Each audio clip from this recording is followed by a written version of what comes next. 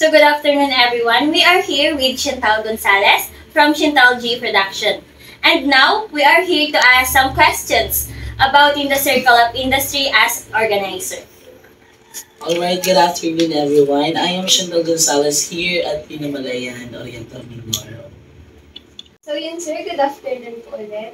Nagpapasalamat po kami at na-accept niyo po yung invitation namin para sa interview. So kamusta na po kayo sir? Okay naman, medyo may konting paos. Siyempre, trabaho, racket. But it is my pleasure to accept your invitation. Thank you so much po. So ngayon po, meron lang po kami ilang katanungan about sa inyong larangan bilang organizer po.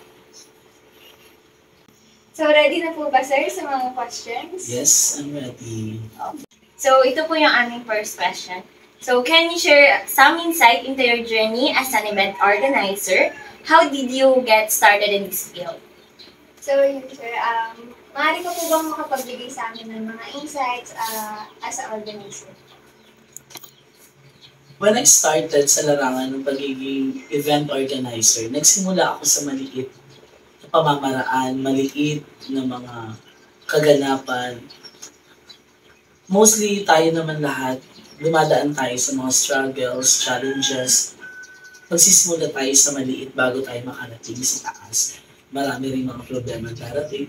Pero nag-start ako since when I was 17 years old, natuto na akong mag-organize ng mga bagay-bagay. Pero not really sure na maayos na siya.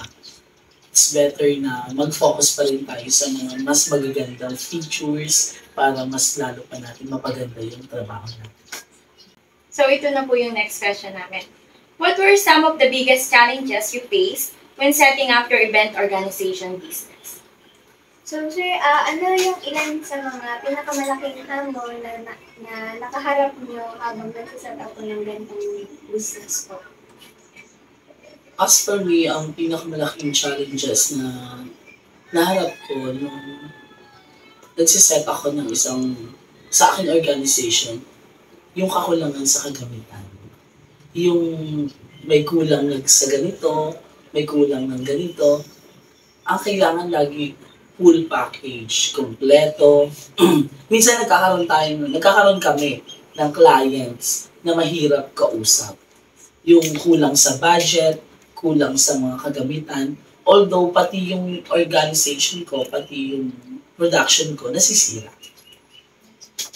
So next, in your experience, what are some of the risks involved in event planning and how do you mitigate them?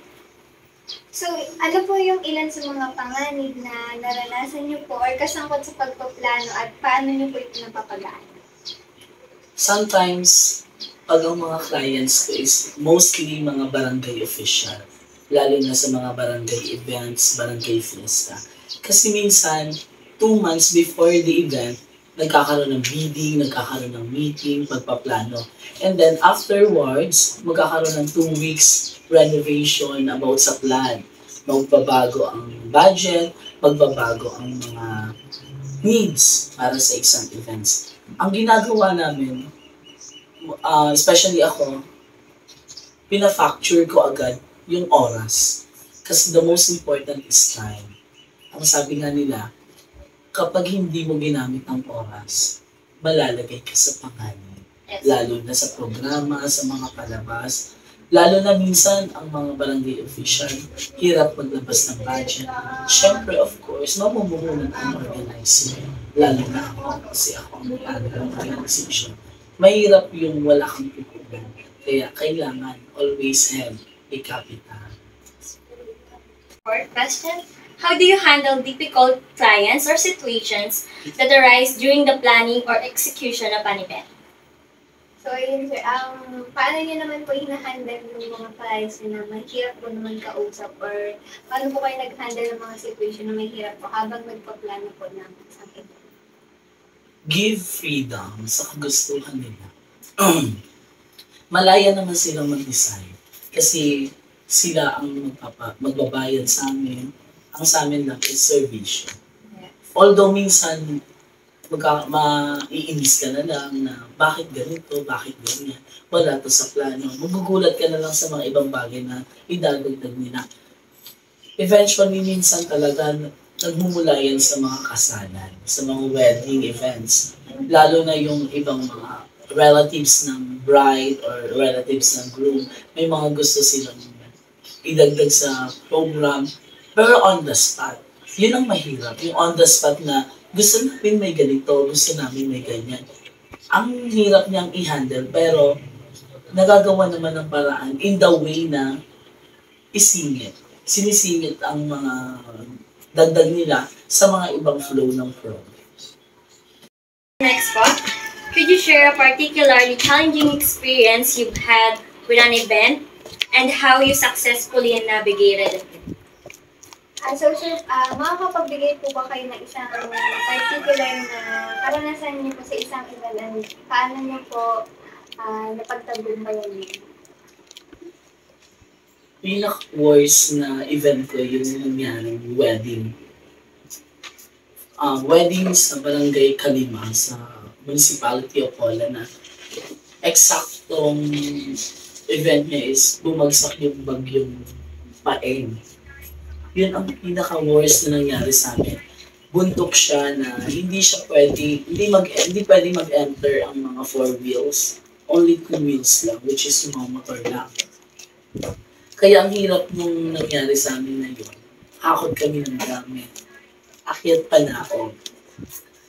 Akyat dito, akyat lahat. Yung ibang gamit, dinaan sa dagat. Kasi pag dagat sila, dinaan sa dagat. Nagbayad pa ako ng pagbubuhat para lang nilabas ang mga gamit. At ang pinaka-challenge pa doon, yung bride and groom hindi pwedeng magsakay ng bangka papuntang church. Kasi syempre may bagyo, malakas ang alon. Ang nangyari, 3 hours kaming naglakad from event place to church. Napakahirap. And then, pagkatapos ng wedding ceremony, bumalik ulit kami, 3 hours again. Walking lang ang ginawa namin. Walang sasakyan kasi nga may bagyo. May mga barang na ang mga kalsada kasi may mga nalaglag ng mga puno, may mga natumba. Although, pinagtagumpayan namin yun kasi natapos namin ng maayos yung kasal. Ang nasasabi kong maayos, nakumpleto ang pamilya niya, nagawa namin yung trabaho namin, napakain namin yung mga bisita, to all wedding entourage, naging kumpleto, nagkaroon ng photo opportunity, yung pamilya niya, lahat ng mga bisita niya. Naging successful yung event, kaya kahit may challenges na dumating. Tayo dumako sa aming pinakang last question. May tanong lang po ako. Ano po kaya yung kapital bago ka mag-enter ng organization? Para sa akin, when I started in the circle of industry as organizer, for almost 3 years, dahil nag-start ako as a DJ announcer.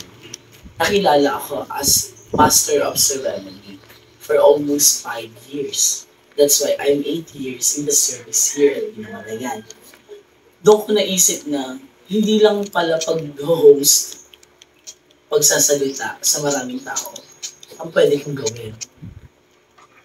Na-improve ko sa sarili ko na kaya kong mag-organize ng isang event.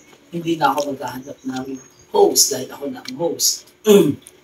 Kaya kong i-pursue yung mga events na pinupuntahan ko, hinahandle ko para mag-master of ceremony. Nakikita ko yung mga ginagawa nila. Pwede mong gamitin capital dyan. At mostly, kailangan may cash. Pera talaga. Capital natin is pera. Yun ang kailangan. Kasi bibili tayo ng mga bagay na gagamitin natin, yung panimula natin.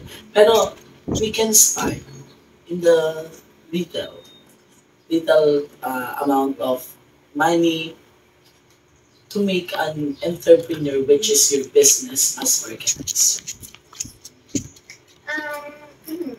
Sir, pagdating naman po sa production, ano naman po yung mga pwedeng ihanda o ipaghandaan?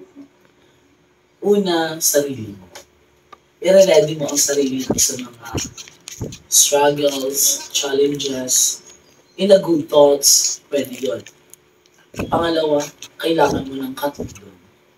Siyempre, kailangan may tao ka.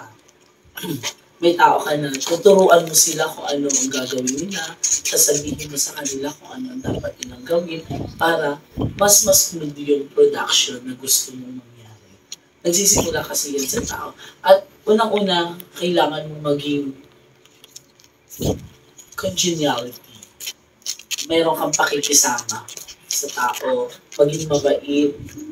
Siyempre, kailangan din natin marunong tayo makipag-usap, makipag-communicate sa mga clients natin. Kasi, hindi lang naman kasi tayo iisa sa loob ng industriya ng pagiging organizer. Marami tayong kakompetensya. Hindi nawawala yan. Meron tayong kapareha. Parehas kayong magaling in the way how to plan, in the way how to make some event organized. Pero ang kailangan mo doon, magaling ka makipag-communicate sa kliyente mo. Dahil ang mga clients, hindi lang nakukuha yan sa galing mo gumabay kung paano ka makisama and the way how you deliver some plans, which is how to make some biddings. Kasi, oo, magbibid ka. Ang kalaban mo, mura, mahal yung sayo. Pero magaling kang makisama. For sure, ikaw pa rin magbibid. Kasi hindi naman pare-parehas ang mga price ng mga events. Like wedding, birthdays, mostly yung catering services. Yan ang pinakamahirap na part ng organize. Napakahirap. Lahat maaari mong ma-organize in one click. Pero ang catering services, napakahabang system. Last question po. What advice would you give to someone aspiring to enter the field of event organization based on your experience? So ano sir, yung mga pwede niyo pong ibigay na payo sa mga nagnanais po na bumasok sa isang event organization? Sa mga nais pumasok sa industriya ng pagiging event organizer, unang-una, laging maging matalino sa lahat ng bagay. Pag-iisipan mo na pag-aaralan, mahirap yung papasok tayo sa isang event na hindi natin alam, lugi pala tayo. Kasi syempre ginagawa namin to para kumita, which is freelance, self-employed. Mahirap yung gagawa ka ng isang event na wala sa plano. Kailangan nakaplano lahat. At syempre kailangan lagi kang porsigido, matalino, maayos makipag-communicate sa tao. Lalo-lalo na sa mga tauhan mo. Siyempre, sila yung mga katulong natin eh. Sila yung makakasama natin para maging successful yung event natin. Kaya kailangan laging agresibo sa mga bagay. Guys, and once again, Chantal Gonzalez from Chantal G Production. It's our pleasure na nakasama po namin today and marami po kami natutunan. And also, it is my pleasure na nakasama ko kayo today. Maraming salamat for inviting me here. That's all, sir. Thank you so much po.